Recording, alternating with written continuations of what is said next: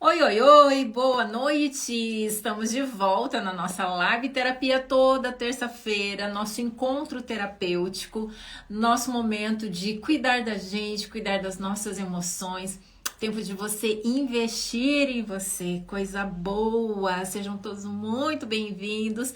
Aproveita para já mandar aí o aviãozinho, convidando os amigos para virem para cá.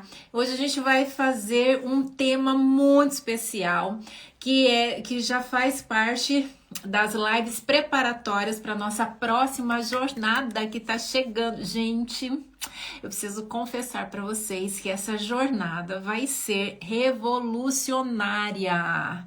Se você ainda não se inscreveu, não perde tempo. Corre para se inscrever, porque o material tá sensacional, o conteúdo tá muito, muito, muito bom. Estou preparando alguns materiais bônus para vocês e tá tão lindo, o conteúdo tá tão bom, vai ser um divisor de águas e você não pode ficar de fora. Jornada para pais, professores e líderes de crianças e adolescentes, que a gente vai estar falando sobre saúde emocional, ansiedade infantil, como que a gente faz para fortalecer as emoções dos nossos filhos, dos nossos alunos, das nossas crianças e adolescentes, como fortalecer a autoestima, gente, isso é tão importante, porque assim, a autoestima é a base da saúde emocional.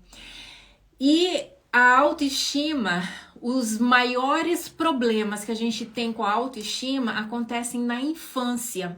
Se a gente conseguir gerar um movimento. Olha só o que eu vou falar. Se a gente conseguir se unir e montarmos e gerarmos um movimento em que a gente consiga investir para formar crianças e adolescentes com autoestima saudável, fortalecida, equilibrada, a gente vai estar gerando um movimento de combate significativo aos adoecimentos emocionais. Gente, isso é muito sério, isso é muito forte, isso é muito importante. Então você não pode ficar de fora. Eu quero te convidar para você já fazer a sua inscrição, para você também me ajudar a divulgar. Leva essa informação para os seus amigos, senão eu não vou conseguir chegar até eles, mas vocês podem me levar até eles e convidar todo mundo para vir se inscrever nessa jornada para pais, professores, familiares, líderes de crianças e adolescentes, que a gente vai estar trabalhando essa questão da ansiedade infantil, de como a gente faz um processo adequado de alfabetização emocional. Como que a gente faz isso? Como que a gente trabalha a autoestima dos nossos filhos? O impacto da tela? Como que a gente faz para ajudar os nossos filhos, as nossas crianças e adolescentes a se desconectarem mais das telas e virem mais para o real, né? A gente vive muito no virtual e eu vou estar trazendo, gente, muitas orientações, informações que serão divisoras de água aí na vida de vocês. Então vem comigo, vou estar esperando todo mundo, não deixe de fazer a sua inscrição. Você tem que fazer a sua inscrição, tem que entrar no grupo do WhatsApp, porque é por lá que você vai receber os links das aulas, é por lá que você vai receber todo o material bônus que eu estou preparando, todas as informações, tudo por lá. Então, corre fazer a sua inscrição. Tema de hoje, como que a gente faz para tornar os nossos filhos mais fortes emocionalmente? Como é que a gente faz isso? E aí, se vocês tiverem perguntas, podem ir colocando aí, vamos nesse bate-papo pra gente ir interagindo. E eu preparei um conteúdo que de fato vai ser um conteúdo bem importante. Então já pega papel e caneta, que você vai se arrepender se você não pegar, porque tem muitas informações importantes. E você sabe que aqui a gente não fica perdendo tempo. A gente vem trazendo conteúdo para valorizar o seu tempo, valorizar o investimento que você está fazendo aqui em estar comigo. Então vamos lá. Como que a gente faz então para fortalecer o emocional dos nossos filhos? Veja, a primeira coisa que a gente precisa pensar é o seguinte: a gente tem vivido num contexto, a gente já vem de uma geração em que pouco se fala sobre as questões emocionais. A gente carrega uma série de mitos, de preconceitos, de tabus a respeito das questões emocionais. Ainda tem muitas pessoas que têm vergonha de dizer: olha, eu estou precisando de acompanhamento terapêutico, eu estou fazendo psicoterapia, eu fui ao psiquiatra, eu estou tomando medicação. Muita gente tem muitos preconceitos ainda sobre isso, porque existe um mito que ronda a nossa sociedade, dizendo que questões emocionais, fragilidades emocionais, isso é coisa de gente fraca, isso é coisa de gente que não tem Deus, isso é coisa de gente que está com problema mental no sentido de estar louco. E aí a gente acaba se apropriando desses mitos, desses preconceitos da sociedade, e a gente não trabalha as nossas questões emocionais. Ora, se eu não trabalho as minhas questões emocionais, se eu não consigo nem ao menos olhar para mim, identificar as minhas emoções, se eu não consigo nomear as minhas emoções, eu vou ter muita dificuldade de lidar com as minhas emoções. E o que dirá, então, de ensinar os meus filhos, os meus alunos, o que dirá de fazer um processo de alfabetização emocional? Há uns 2 anos atrás saiu um artigo, um estudo científico muito especial, falando sobre a importância da granularidade emocional. Já ouviram falar sobre isso? Granularidade emocional. A importância de nós termos granularidade emocional. O que é isso, Elida? Veja, a granularidade emocional é quando eu possuo um repertório rico para falar, para nomear as minhas emoções. Gente, isso é muito importante. Às vezes a gente não para refletir sobre o quanto isso é importante, sobre o quanto isso é um divisor de águas, mas isso é extremamente essencial e eu vou explicar para você por quê. Quando eu não tenho vocabulário para falar, para externalizar o que eu estou sentindo, para expressar as minhas emoções, os meus sentimentos, a falta de condições de nomear aquilo que eu estou sentindo me gera uma angústia e um sofrimento ainda maior do que a emoção que de fato eu estou sentindo. Então é como se eu estivesse potencializando um sofrimento emocional. E aí eu vou trazer um exemplo para vocês que acontece muito. Quando você vai trabalhar no consultório com adolescentes que estão com ideação suicida ou adolescentes que estão se cortando, o que a gente vê com muita frequência com adolescentes que se cortam? Por que eles se cortam? Né?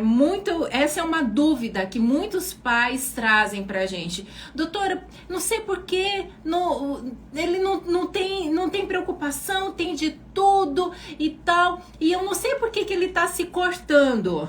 E na realidade, o que leva um adolescente a começar a se cortar? Ele se corta por quê?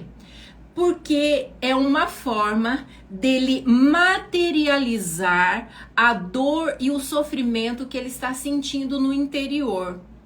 Como ele não tem granularidade emocional, ou seja, como ele não tem repertório, ele não tem uma riqueza de palavras, de expressões que ele possa colocar para fora, externalizar o que ele está sentindo, a dor, o sofrimento dele, ele fica com aquela dor, aquele sofrimento preso, é como se estivesse represado dentro dele e ele não consegue falar. Gente, entenda, a fala é terapêutica.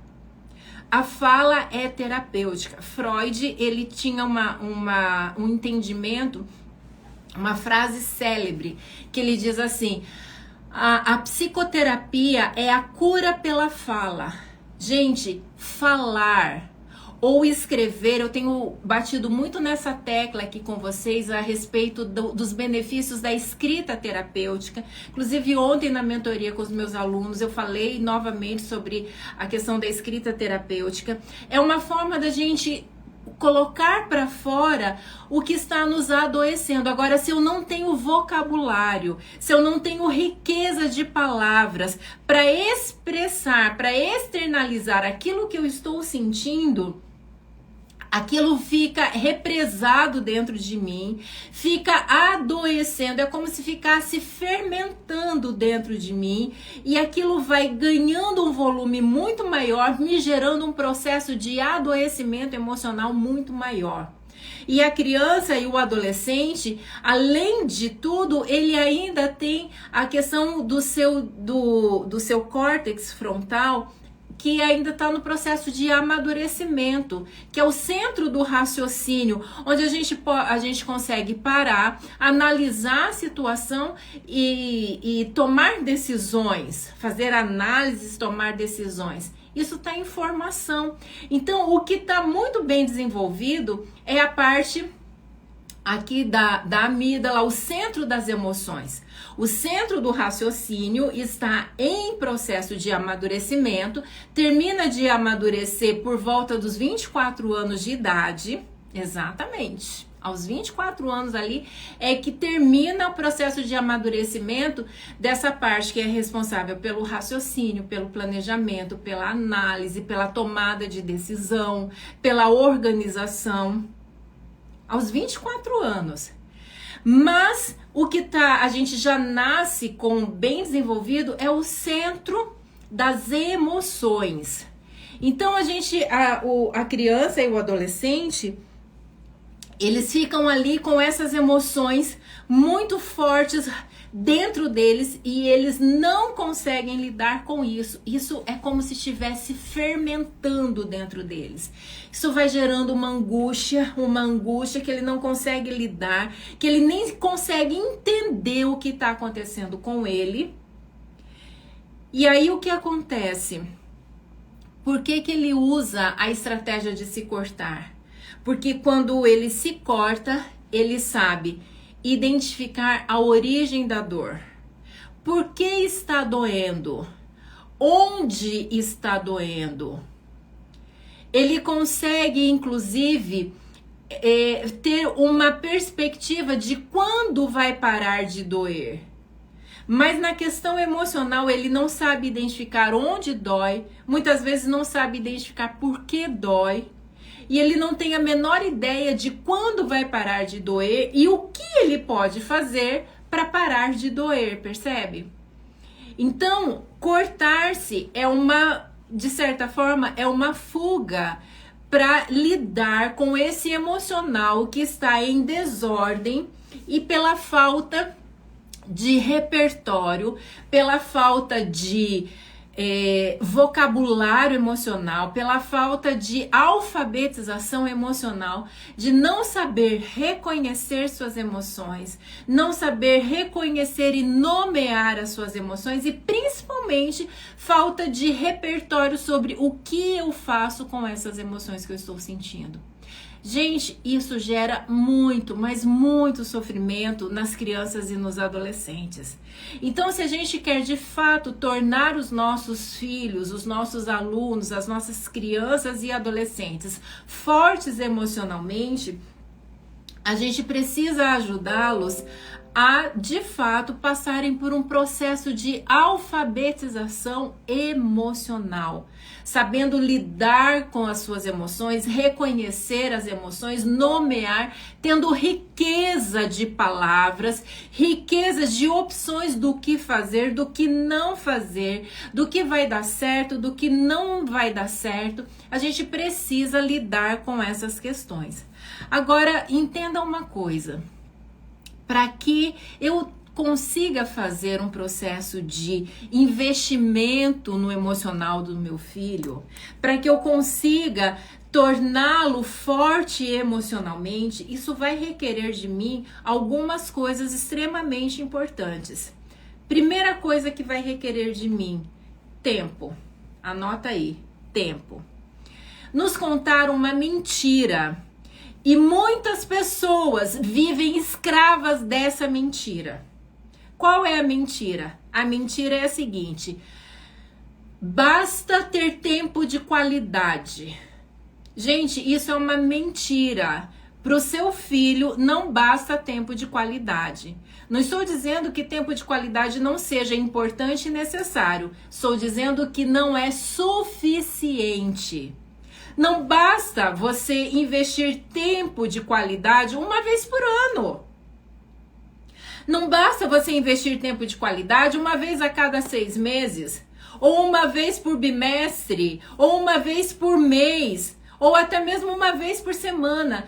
Nós precisamos investir tempo de qualidade, mas a gente precisa, a criança, o adolescente, ele precisa de tempo em quantidade. E esse tempo, ele precisa ser um tempo em que eu consiga me conectar emocionalmente com a criança e com o adolescente. Hoje a gente fala muito sobre conexão, hoje a gente se preocupa muito, qualquer lugar que a gente chega, logo a gente fica preocupado. Aí tem conexão aqui, qual é o Wi-Fi? E eu preciso estar conectado. É a geração que a gente vive. É a era que a gente vive. E tá todo mundo muito preocupado se tem rede, se tem torre, se eu consigo me conectar, porque eu preciso de estar conectado. Só que a gente tem se perdido porque a gente tem buscado se conectar com as pessoas que são do outro lado do planeta, mas a gente está se tornando estranhos morando na mesma casa. A gente não consegue se relacionar com as pessoas que moram debaixo do nosso próprio teto. A gente se especializa em meios de comunicação para falar com as pessoas que são do outro lado do planeta, mas eu não consigo me conectar, eu não consigo me comunicar com a pessoa que dorme debaixo do mesmo teto que eu. E veja, muitas vezes a gente está juntos debaixo do mesmo teto, mas nós estamos juntos desfrutando das nossas ausências. Por quê? Porque estamos geograficamente perto uns dos outros. Estamos muitas vezes um do lado do outro, mas cada um no seu aparelho tecnológico, cada um no seu projeto, cada um nas suas necessidades, nas suas prioridades, cada um navegando no seu universo. E a gente não está conseguindo se conectar afetivamente, emocionalmente, sentindo a necessidade, sentindo o pulsar do coração das pessoas que estão próximas de nós. E as crianças e os adolescentes, eles têm muita dificuldade de lidar com esse distanciamento nosso. Mas eles adoram estar na tecnologia. Eles até brigam quando a gente vai tirar eles da tecnologia. É verdade. Sabe por quê? Porque eles estão aprendendo que essa é a forma de lidar, que essa é a forma de viver, que essa é a forma de se fazer, de se viver em comunidade, a forma de se viver em família. Mas eu quero te perguntar, essa é a forma de se viver em família? É isso que você realmente quer construir, é esse tipo de relacionamento em que a gente está cada vez mais distantes, em que a gente não conhece quase nada sobre o outro, em que a gente está se tornando estranhos, morando debaixo do mesmo teto, quando eu não sei com quem meu filho está, quando eu não sei com quem ele está conversando, quando eu não sei o que ele está fazendo, quando eu não sei quais são as necessidades dele, quais são as preferências dele. E entenda, não é a criança que precisa sair do universo dela e entrar no nosso universo. Não. E muitas vezes a gente está esperando que a criança saia do universo dela e entre no nosso universo. A criança não tem condições de fazer isso. Somos nós Sou eu que preciso sair do meu universo e entrar no universo da minha criança, do meu adolescente.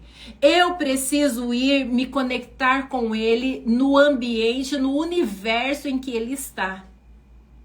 E eu vou te dizer o seguinte, 100% das vezes que você se desafiar a sair do seu universo, a deixar o seu projeto de lado e ir passar um tempo de qualidade, de quantidade junto com seu filho, vocês vão encontrar momentos, situações, vivências significativas.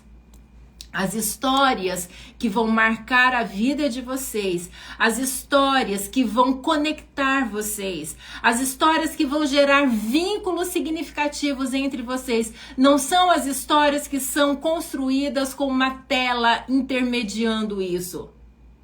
São as histórias que vocês constroem ali perto, tirando o digital, tirando as telas, indo para o chão, brincar juntos, conversar juntos, pegar, fazer coisas juntos, se abraçarem, se beijarem, dialogarem, olhar no olho, sentir um ao outro. É assim que se cria vínculos, e vínculos que são fortalecidos, vínculos que serão duradouros e que farão a diferença na sua vida, na vida do seu filho. As crianças e os adolescentes, eles estão se criando como crianças órfãs de pai e mãe vivos. E isso é muito cruel. É muito cruel. Mas eu sei que é desafiador, eu não estou aqui para te julgar, para te criticar. Não estou aqui para te colocar sentimento de culpa. Porque eu sei o quanto é desafiador, porque eu vivo isso todos os dias. E eu quero te dizer, não é fácil. Não é fácil você sair do seu mundo, deixar as coisas tão importantes que você precisa fazer para entrar no universo do seu filho. Não é fácil, é um desafio, é um leão que a gente tem que lutar e vencer dia após dia. E não é fácil. Não é fácil, mas é possível. Não é fácil, mas é possível. E quando a gente se empenha, e quando a gente luta contra a gente mesmo e investe para estar junto com os nossos filhos, isso gera total transformação. Não existe criança que não é transformada quando a gente investe tempo para entrar no universo dela, ir lá se conectar com ela, ir lá conhecer mais ela, e irmos lá, termos vivências significativas com ela. Não tem criança, não tem adolescente que não se transforma.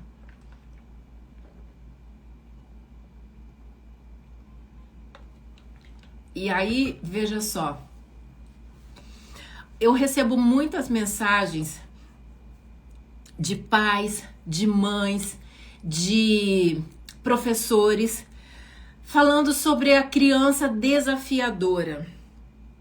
A criança que não obedece, a criança que é teimosa, a criança que é difícil lidar com ela, a criança que parece que vive num mundo paralelo e que tudo tem que funcionar de acordo com o que ela quer.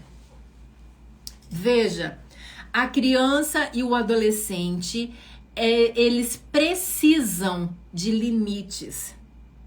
A gente vive num contexto, a gente vive numa geração em que muitos pais se sentem reféns do amor. É isso mesmo, se sentem reféns do amor. Porque a gente está tão ocupado com as nossas coisas e porque a gente ama tanto, a gente acha que a gente não pode estabelecer limites para as crianças. Que a gente não pode dizer não, que a gente tem medo de frustrar a criança. Entenda, a criança precisa de regras, ela precisa de normas, ela precisa de leis, ela precisa de limites, ela precisa do não. E quando você coloca regras, limites, normas, leis. Quando você diz não, você está praticando o ato de amor genuíno para com a sua criança e o seu adolescente. Exatamente. Mas a gente vive sempre nesse contexto em que a gente acha que é errado fazer isso.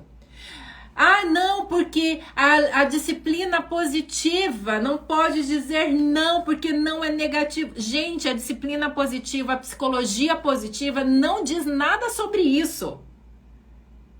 A criança, ela precisa de regras, de leis, de normas, de limites. Ela precisa do não. Sabe por quê? Eu vou te explicar o que acontece quando a gente não entrega não para a criança, quando a gente não estabelece limites para a criança. Sabe qual é a verdadeira interpretação que ela faz disso?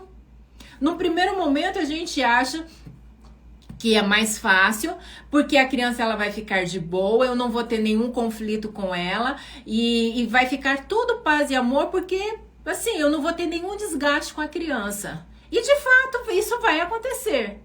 Porque estabelecer regras, estabelecer limites, dizer não vai gerar conflitos. Vai gerar conflitos. Mas a criança que não recebe limites, que não recebe não, ela sente que ela não é amada por você. Lá no fundo, ela fica observando e a conclusão que ela chega é a seguinte: se a minha mãe me amasse verdadeiramente, se o meu pai se preocupasse de fato comigo, ele não iria deixar eu fazer o que eu quero. Me deixar solta. Ele iria se preocupar comigo.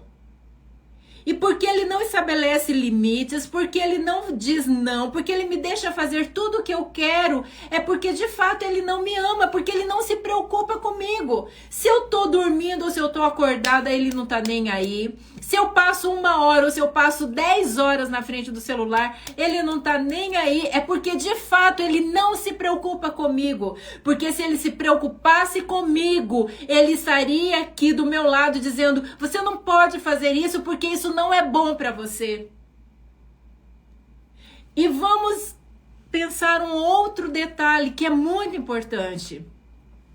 Quando você cria seu filho sem estabelecer limites, regras, você está criando uma criança emocionalmente aleijada no mundo que não existe. E isso é um crime que a gente faz com a criança. Porque a gente ensina para ela que ela pode tudo, que todos os desejos dela se realizam. Vem cá, me diz uma coisa. No mundo que você vive, no mundo que eu e você vivemos, todos os nossos sonhos são realizados? A gente pode fazer tudo que a gente quer? A gente pode ter tudo que a gente quer? Você pode comprar tudo que você quer? Me diz, você pode? No mundo que eu e você vivemos, mundo real, a gente pensou, a gente desejou, a gente consegue ter tudo isso? Não! A gente não tem tudo que a gente quer. O mundo, ele estabelece limites para você e para mim. Eu quero ter uma bolsa que custa 50 mil reais. Só que a minha conta bancária diz: meu bem, você não pode ter uma bolsa que custa 50 mil reais. Você olha para um carro e fala assim: gente, esse é o carro dos meus sonhos. Só que ele custa 500 mil reais e sua conta bancária diz assim: bebê, não, você não tem como pagar um carro de 500 mil reais. A vida te impõe limites. E limites gera frustração. E não é fácil lidar com as frustrações, mas a gente tem que lidar com isso, a gente tem que processar isso e continuar vivendo a despeito das frustrações. Você se apaixona por um carinha e ele é o sonho de consumo da sua vida, só que ele não se apaixonou por você. Embora você queira muito namorar esse carinha ou essa menininha, só que você depende dele ou dela também querer namorar com você. E nem sempre ele vai querer. E às vezes ele até quer, só que chega um momento que ele não quer mais e ele vai dizer o que para você? Não quero continuar.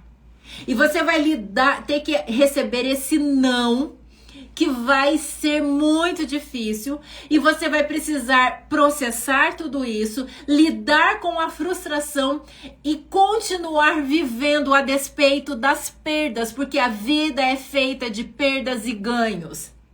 Só que essa criança que cresce tendo tudo o que ela quer, essa criança que cresce nesse mundo fantasioso, em que todos os sonhos são realizados, em que ela não tem que lidar com frustração, em que ela não tem que lidar com limites, em que ela não tem que lidar com não, ela não vai aprender a lidar com as frustrações.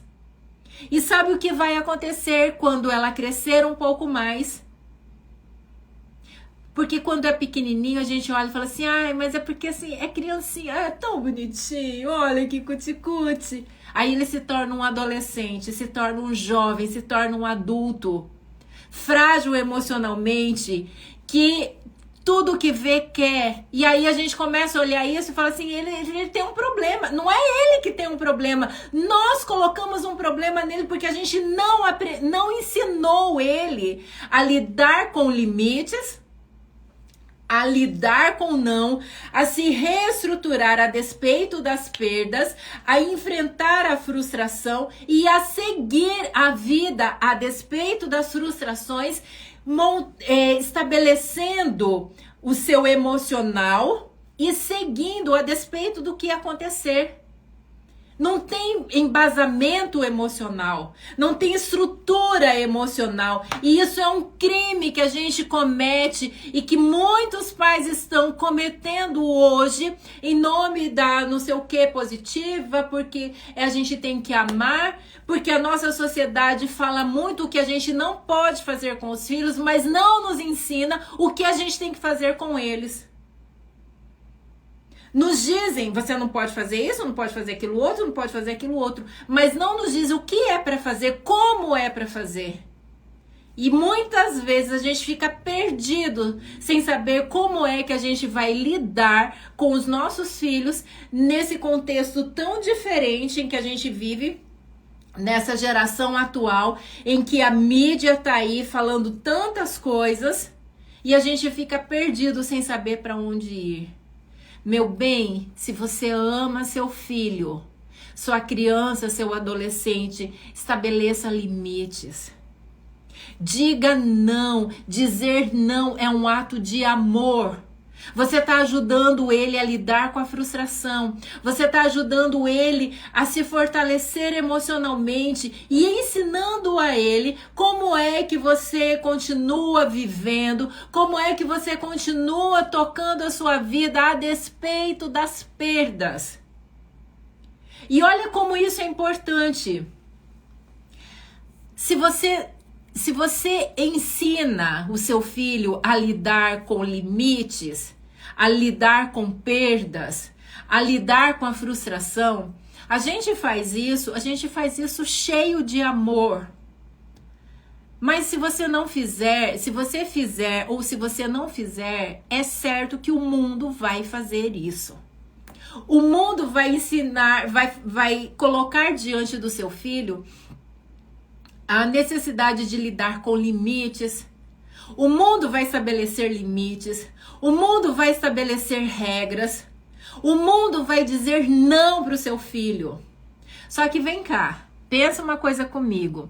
Você acha que o mundo vai ensinar essas coisas para o seu filho cheio de amor, de tato, de carinho, como você faria? O mundo faz isso com amor, com gentileza, com luva de pelica, para que ele tenha o mínimo de impacto e tenha tempo de lidar, de processar, de se recompor para que possa seguir de forma saudável, de forma significativa? O que você acha? Claro que não.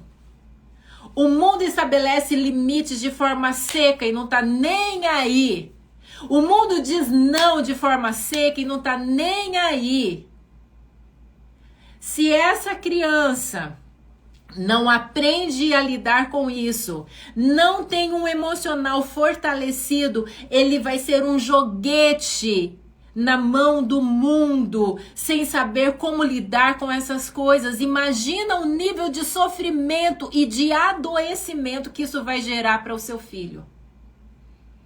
Porque ele foi educado, ele foi criado num mundo fictício. Ele é um aleijado emocionalmente, ele não sabe lidar com as suas emoções. E ele vai sofrer, e vai sofrer muito.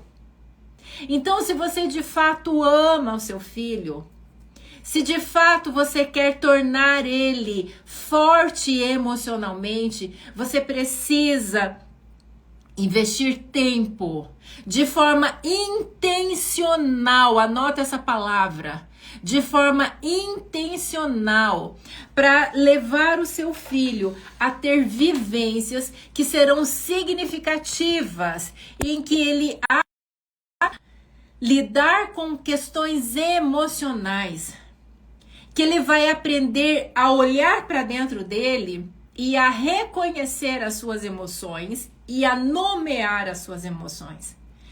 Ele tem que olhar para dentro dele e ser capaz de dizer: o que eu estou sentindo é tristeza. O que eu estou sentindo é frustração. O que eu estou sentindo é ansiedade. O que eu estou sentindo é alegria. O que eu estou sentindo é euforia. O que eu estou sentindo, e ir dizendo as emoções, os sentimentos, olhar para dentro dele e não ficar preso lá dentro, desesperado, sem saber o que é que tá. Isso que eu estou sentindo aqui é o quê? Ele precisa conseguir fazer esse movimento de entrar dentro dele, reconhecer o que está sentindo, nomear o que ele está sentindo, e o terceiro passo, saber como lidar com essa emoção, com esse sentimento que ele está carregando naquele momento. Por isso a gente precisa fazer um processo de alfabetização emocional dos nossos filhos. A gente precisa ensinar eles esses 3 passos que são essenciais para que você torne o seu filho emocionalmente fortalecido. Preciso identificar minhas emoções, nomear as minhas emoções e saber o que fazer com as minhas emoções. E muitas vezes a gente olha para a criança e fala assim: que coisa feia, você tá com raiva, Jesus vai ficar triste com você, é muito feio sentir raiva. Olha só, a gente ainda coloca mais culpa, mais peso na criança, aquilo que ele tá sentindo. Gente, qual o problema de sentir raiva? Me diga. Qual o problema de sentir raiva? Raiva é uma emoção. E todas as vezes que a gente estiver diante de um contexto, diante de um acontecimento que dispara essa emoção, vai ser natural que essa emoção vai ser disparada. E tá tudo bem. Não existe emoção negativa. Todas as emoções, elas têm uma função dentro de nós. Elas têm uma função. O problema é o que a gente faz com essa emoção. Vou dar um exemplo para vocês. Lá na Bíblia tem um texto que diz assim: irai-vos, mas não pequeis. Peraí. A Bíblia está falando que é para você que a gente pode se irar? Exatamente. Não tem problema nenhum você sentir essa emoção ira. Tá tudo certo, é uma emoção. As emoções, elas são automáticas. As emoções, elas vão acontecer. Você queira ou você não queira. As emoções, você vai sentir essas emoções. Você vai sentir e elas são automáticas. O grande detalhe é o que você faz com essa emoção. Esse é o grande detalhe. E aí, lá o texto diz: irai-vos. Ok, tá tudo certo você sentir ira. Você só não pode pecar. Ou seja, pegar essa emoção e canalizar e ter um comportamento e dar um desdobramento para ela que seja inadequado. E aí é quando a gente precisa, então, instrumentalizar os nossos filhos ao que fazer quando sentir raiva. O problema não é sentir raiva, o problema é o que eu faço com essa raiva que eu tô sentindo. O problema não é sentir tristeza, o detalhe é o que eu faço quando eu sinto tristeza. O problema não é sentir medo. O detalhe é o que eu faço quando eu sinto medo. Percebe que esse é o grande diferencial. E aí eu preciso dar repertório para o meu filho. Inclusive validar as emoções dele, dizendo, olha, eu também sinto raiva. Determinada situação, conta uma situação que você já viveu. Olha, lembra tal situação assim, assim, assim? Eu senti raiva, senti muita raiva.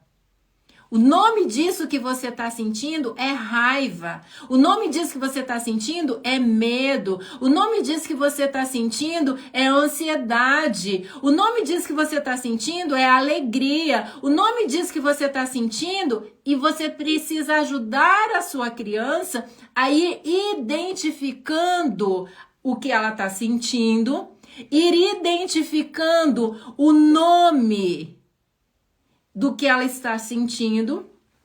E aí, o terceiro passo, que é muito importante também, é você ir dando para ela repertório do que fazer quando ela sente isso. Mas meu filho tá mordendo na escola.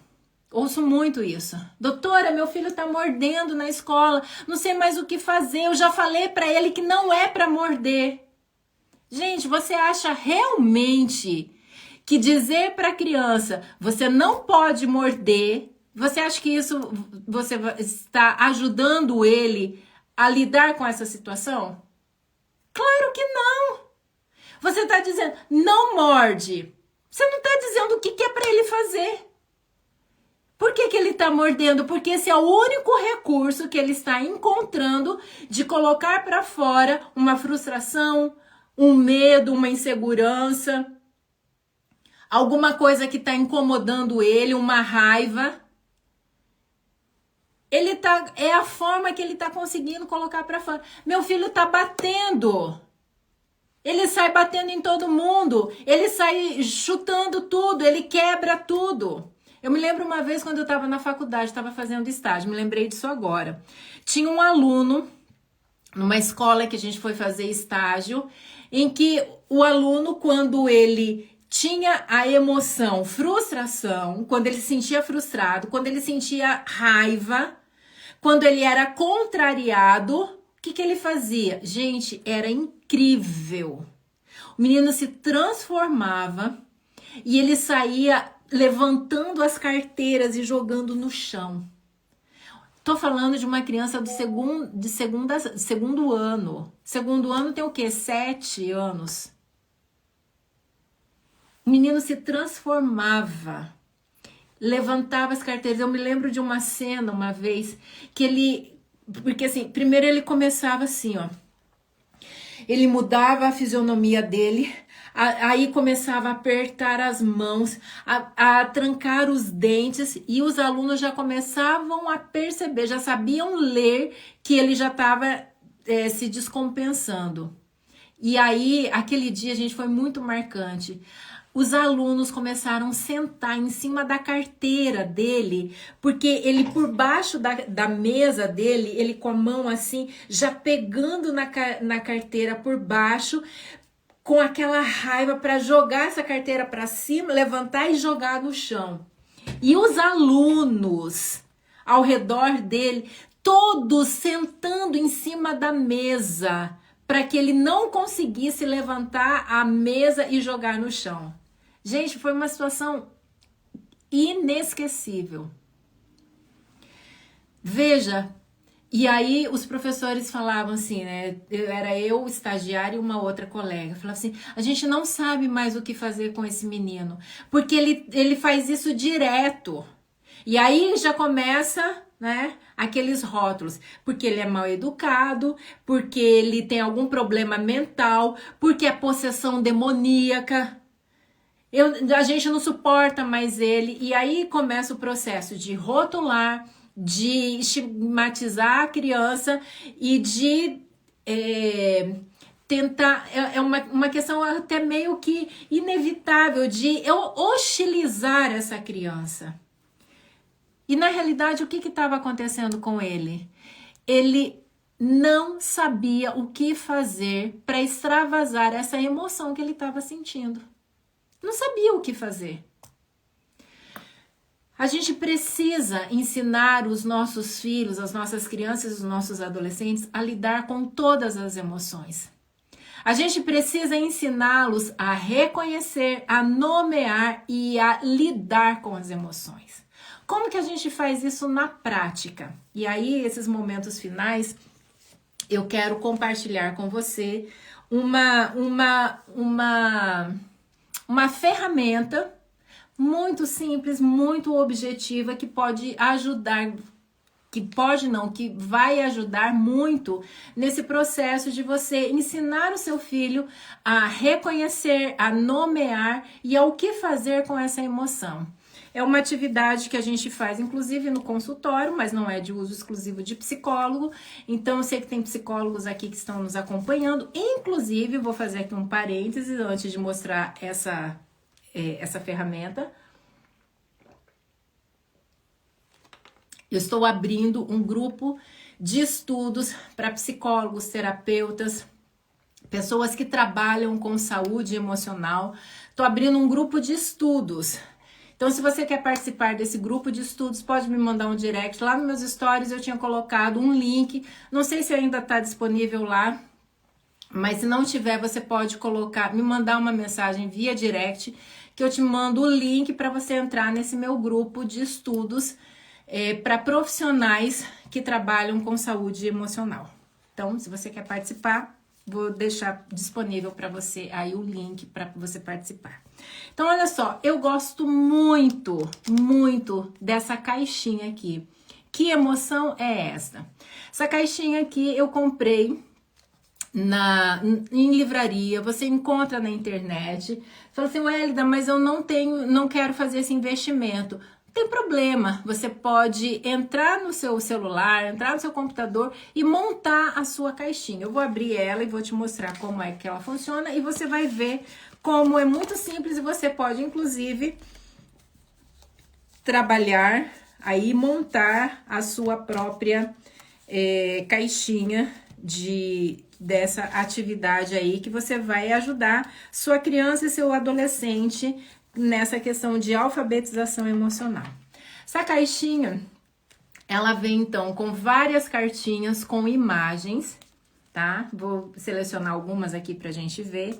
E um outro tanto de cartinhas aqui com nomes de várias emoções. Então aqui, alegria, nojo é outra emoção, surpresa, medo, tristeza, amor, ansiedade, vergonha e raiva. São as emoções que esse jogo aqui trabalha. Então, o que você vai fazer? Existem várias formas de a gente trabalhar com essa ferramenta. Uma delas, você vai pegar, você pode ou selecionar ou pedir para a criança ou o adolescente tirar uma cartinha. Digamos que ele tirou essa cartinha aqui. E aí você vai pedir, então, para ele descrever o que está acontecendo aqui nessa cena. Aí ele vai falar, olha, a cena, um menino estava andando de bicicleta e ele caiu e se machucou. E aí, beleza, então ele fez uma leitura da cena. O que você acha que esse menino está sentindo?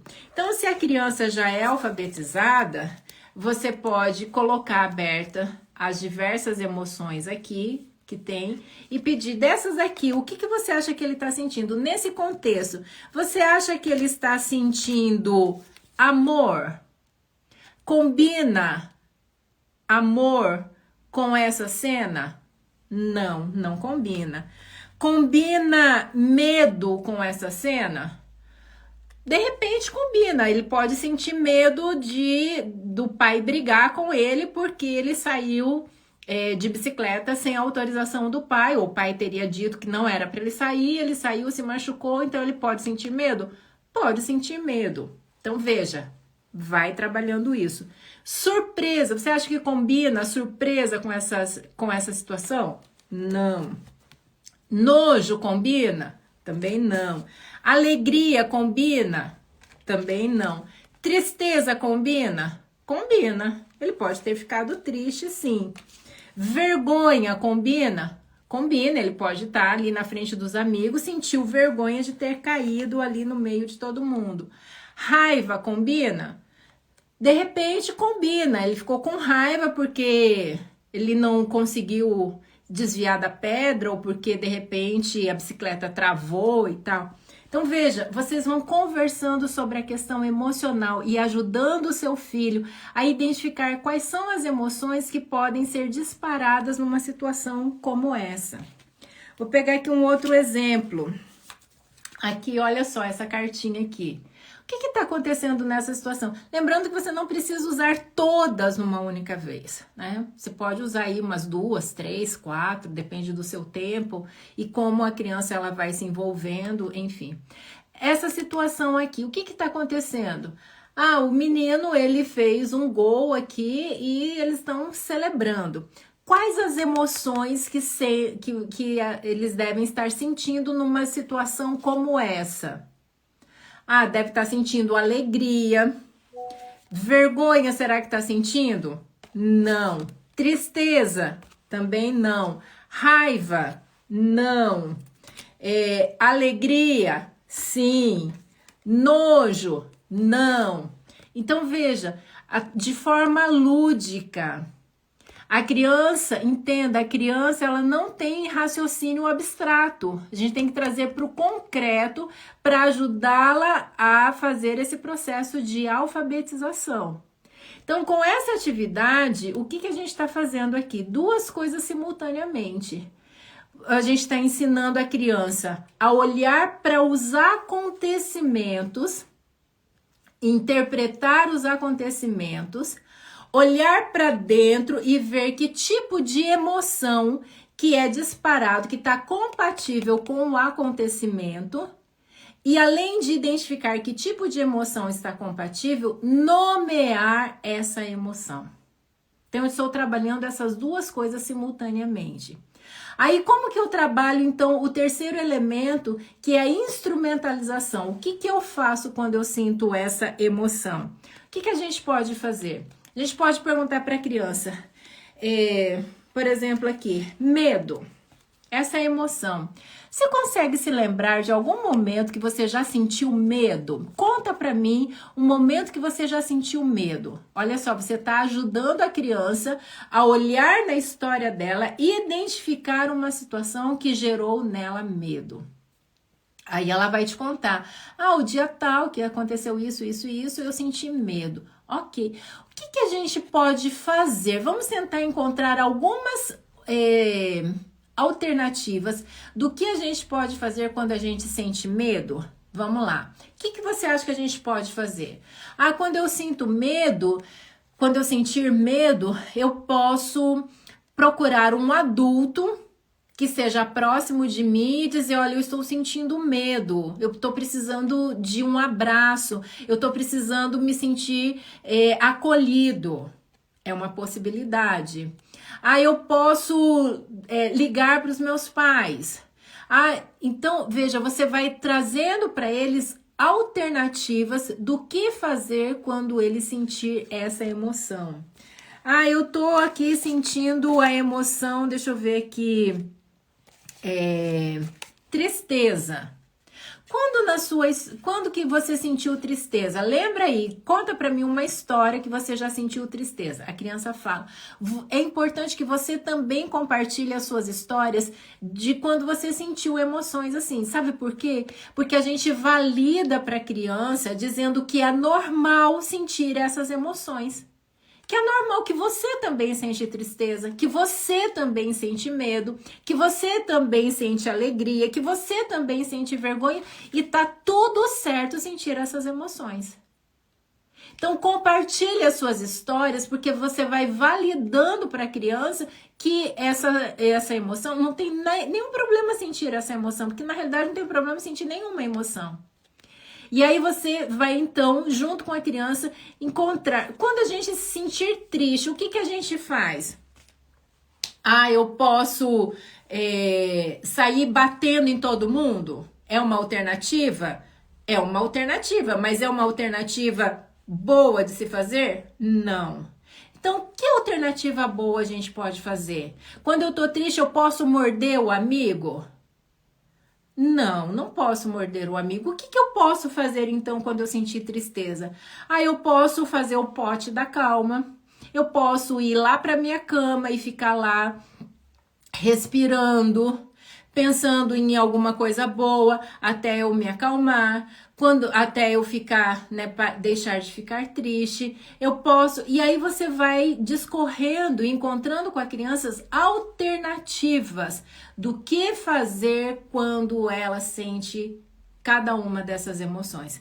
Como eu disse para vocês, vocês não precisam e nem deve e nem é saudável que você use todas essas situações numa única vez. É importante que seja assim, pegue 2 situações, 3 no máximo, e vai trabalhando sem pressa. E deixa a criança falar, deixa ela visualizar. De repente você até dramatiza com a criança. Olha, quando você estiver com raiva, o que você pode fazer? Olha, seu irmão fez alguma coisa que te deixou com raiva. Você pode ir lá no sofá da sala, pegar uma almofada e esmurrar essa almofada. Ok? Uma forma de colocar para fora essa raiva, essa frustração, esse sentimento ruim. Você pode, enfim, vai dando para eles repertório do que fazer.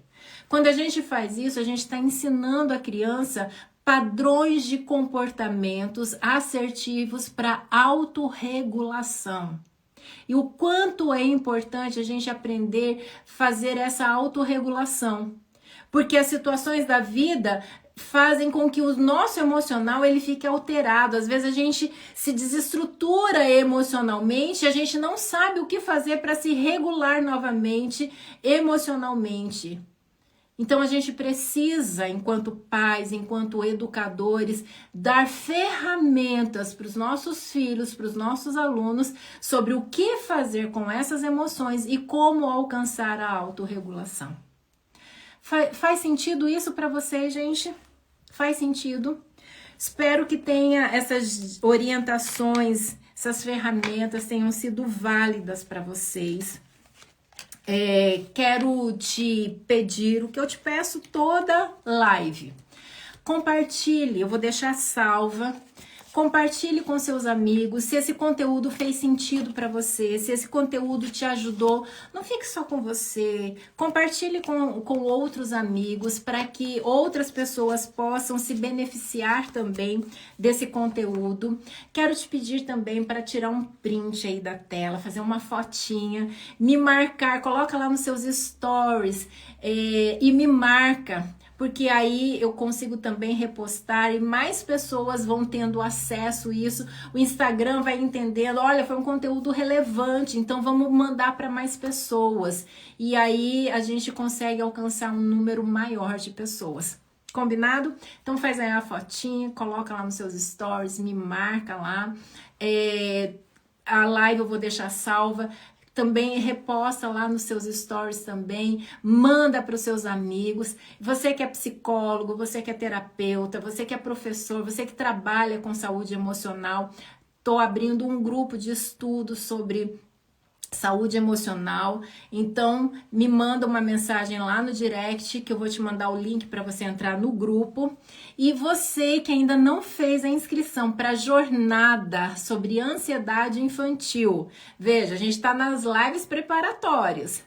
Conteúdo top mesmo vai ser de 7 a 9 de agosto, às 20 horas. Você precisa fazer a sua inscrição. Estou preparando o caderno que você vai acompanhar todo o conteúdo, tudo que eu vou trazer para vocês vai estar em PDF e você vai receber o caderno 100% gratuito, mais outros materiais bônus, muitos materiais bônus que eu estou preparando. Gente, um conteúdo precioso. Nunca investi tanto tempo, nunca preparei tanto material para uma jornada quanto que eu estou preparando para essa agora. Então você precisa fazer a inscrição, o link está na bio, você pode clicar lá, já fazer a sua inscrição, entra no grupo do WhatsApp, porque tudo vai ser disponibilizado por lá e eu vou estar esperando por você. Combinado? Gente, um beijo no coração. Terça-feira que vem vou estar te esperando de novo na nossa live terapia.